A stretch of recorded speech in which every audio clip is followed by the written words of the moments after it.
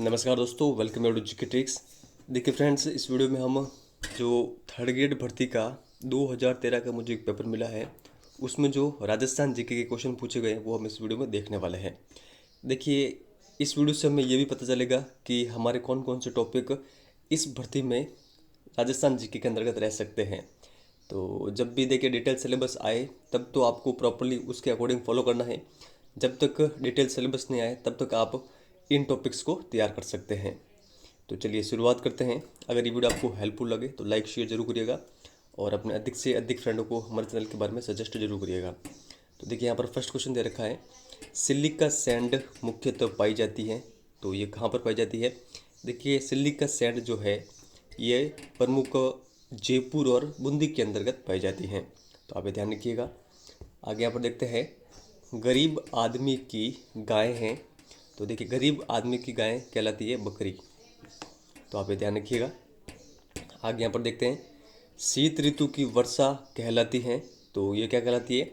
ये आप सभी को पता है, ये कहलाती है मावट।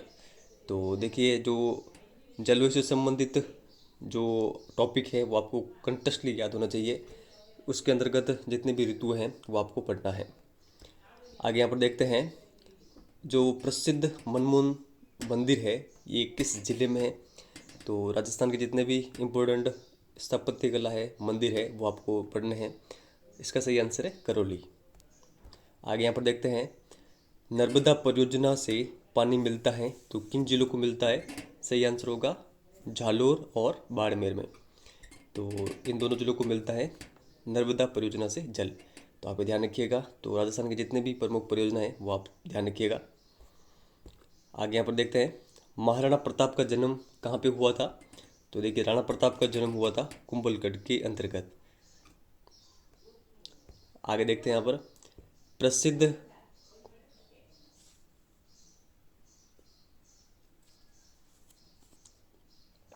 प्रसिद्ध रामदेव जी का मेला कहाँ पे लगता है? तो देखिए, जो जितने भी राजस्थान के मेले वो आप पढ़ लीजिएगा। सही आंसर इसका रुणुचा जैसलमेर में लगता है रामदेव जी का प्रसिद्ध मेला। आगे देखते हैं यहाँ पर, राजस्थान के राज्य अभिलेखागार का मुख्यालय कहाँ पर स्थित है? देखिए, ये स्थित है बीकानेर के अंतर्गत। काफ़ी सरल प्रकार के क्वेश्चन पूछे जाते थे उस समय। इस बार भी देखिए लगभग पैटर्न तो ये रहने वाला है, लेकिन जो कठिनाई का स्तर है वो बढ़ा सकते हैं। हर्षनाथ मंदिर स्थित है। तो देखिए, मंदिर वाला जो ये टॉपिक है काफ़ी अधिक इंपॉर्टेंट है। मंदिर हो या मेला हो तो वो आप अच्छे से कवर कर लीजिएगा। सही आंसर क्या होगा इसका? सिक्कर। आगे देखते हैं यहाँ पर, डाकन प्रथा को अवैध घोषित किया गया था तो किसके द्वारा? तो देखिए, सही आंसर है महाराजा जवन सिंह के द्वारा। आगे देखते हैं यहाँ पर, रामसागर वन विहार अभ्यारण्य किस जिले में स्थित है? तो देखिए, ये स्थित है धौलपुर के अंतर्गत। तो राजस्थान के जितने भी जो अभ्यारण्य है, वन्य जीव अभ्यारण्य, उनको आप कवर कर लीजिएगा। राजस्थान राज्य महिला आयोग कब गठित किया गया? तो देखिए, ये किया गया 1999 के अंतर्गत। तो आप ये ध्यान रखिए। आगे यहाँ पर देखते हैं, ताप विद्युत की जो मुख्य कच्ची सामग्री है वो क्या है? तो देखिए, सही आंसर होगा इसका कोयला। आगे देखते हैं, 12वीं पंचवर्षीय योजना की अवधि है। तो इसकी अवधि है 2012 से 2017। आगे देखते हैं, राजस्थान का राज्य पक्षी है। तो राजस्थान का राज्य पक्षी है गोडावन। आगे देखते हैं, वर्तमान राजस्थान में कितनी देसी रियासतें सम्मिलित हैं? तो देखिए, सही आंसर होगा 19 तो है रियासतें और 3 है ठिकाने। तो 19 राज्य और 3 चिपसिप्स जो प्रदेश है ये। तो आप ये ध्यान रखिएगा। ब्रिटिश राज में राजपूताना के प्रथम resident agent to governor general कौन थे? तो इसका सही आंसर क्या होगा? इसका सही आंसर देखिए, David Ochterlony, option number A. आगे यहाँ पर है, भारत का सबसे बड़ा राज्य कौन सा है? तो देखिए, भारत का सबसे बड़ा राज्य है राजस्थान। निम्नलिखित में से कौन सा जिला अंतर्राष्ट्रीय सीमा पर स्थित नहीं है? तो देखिए, बाड़मेर, जैसलमेर, बीकानेर ये सभी अंतर्राष्ट्रीय सीमा पर स्थित हैं। जोधपुर इसका सही आंसर है। चंबल नदी अंततः सम्मिलित हो जाती है तो किस नदी में ये होती है? यमुना नदी के अंतर्गत। यमुना आगे जाकर गंगा में मिल जाती है। महाराजा सावंत सिंह किस शैली से संबंधित थे? तो देखिए ये क्वेश्चन 2013 में आया हुआ है। इसके बाद में ये वापस रिपीट हुआ था 2018 के अंतर्गत। ठीक है, रीट परीक्षा के अंतर्गत। सही आंसर क्या होगा? किशनगढ़।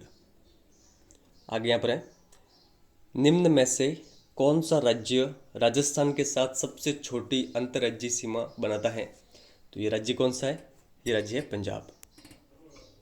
आगे देखते हैं, झीलों की नगरी के नाम से प्रसिद्ध शहर कौन सा है? तो आप सभी को पता है, ये है उदयपुर। तो जितने भी राजस्थान की झीलें हैं, नदियां हैं, वो टॉपिक आपको अच्छे से कवर कर लेना है। आगे यहाँ पर देखते हैं, हमीर महाकाव्य के लेखक कौन थे? तो देखिए नैनचंद सूर्य इसका सही आंसर है। तो जो राजस्थान का जो साहित्य है, जो प्रमुख साहित्य है, लेखक है, वो आप कंटिन्यूसली इस टॉपिक को आप कवर कर लीजिएगा। बालाथल किस जिले में स्थित है? तो देखिए बालाथल स्थित है उदयपुर के अंतर्गत। बी नंबर ऑप्शन यहाँ पर सही आंसर होगा। देखिए जो राजस्थान की जितनी भी सभ्यता हैं और प्राचीन नगर है, उनके बारे में भी आपको ये टॉपिक कवर करके रखना है।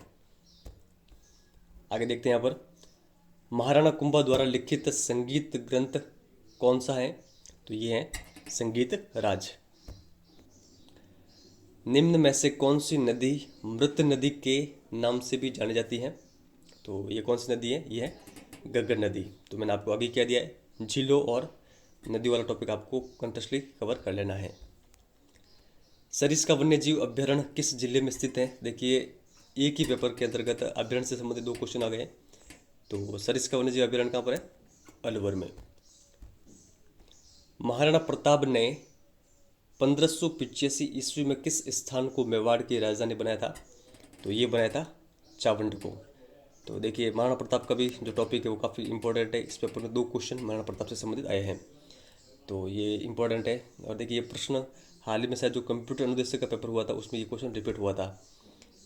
तो ओल्ड पेपर मिलाने काफ़ी अधिक आवश्यक हैं। आगे देखते फिर, महाराणा कुंभा द्वारा लिखित संगीत ग्रंथ कौन सा है? देखिए क्वेश्चन वापस ये पेज रिपीट हो गया है, तो इसको हम आगे कर लेते हैं।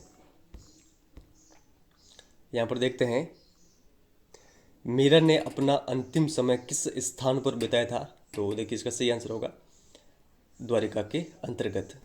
तो देखिए जो राजस्थान के संत और संप्रदाय हैं, वो टॉपिक आप अच्छे से कवर कर लीजिएगा। यहाँ पर 1857 की क्रांति वाला टॉपिक तो आपको 100% कवर करके रखना है। 1857 के विद्रोह के पश्चात किस रियासत को तोपों की सलामी कम कर दी गई थी? तो ये कौन सी रियासत है? तो ये कोटा। आगे यहाँ पर देखते हैं, बिसलपुर बांध किस नदी पर स्थित है? देखिए नदी से संबंधित 2-3 प्रश्न इस पेपर के अंतर्गत आ चुके हैं। तो बिसलपुर बांध ये किस नदी पर है? ये है बनास नदी पर। छप्पन का मैदान स्थित है, तो ये कहाँ पर स्थित है? ये स्थित है बांसवाड़ा के अंतर्गत। तो जो राजस्थान के जितने भी भौतिक प्रदेश है उनको आप अच्छे से कवर कर लीजिएगा। सांपों के देवता के रूप में कौन पूजे जाते हैं? तो देखिए यहाँ पर गोगा जी ऑप्शन में नहीं है, तो सही आंसर क्या होगा यहाँ पर हमारा? तेजा जी। तो आप ध्यान रखिएगा, जितने भी राजस्थान के लोक देवता हैं और लोक देवियाँ हैं वो टॉपिक आपको पढ़ना है।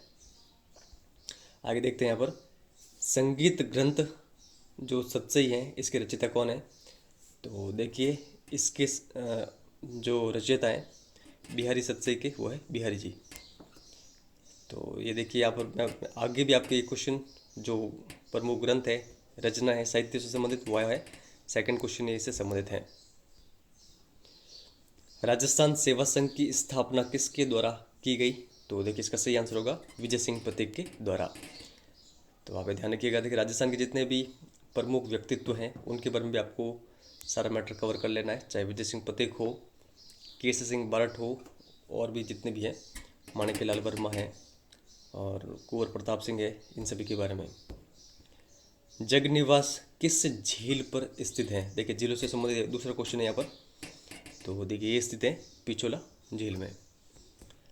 टायर ट्यूब कारखाना स्थित है, तो ये कहाँ पर स्थित है? देखिए ये स्थित है कांगरोली में।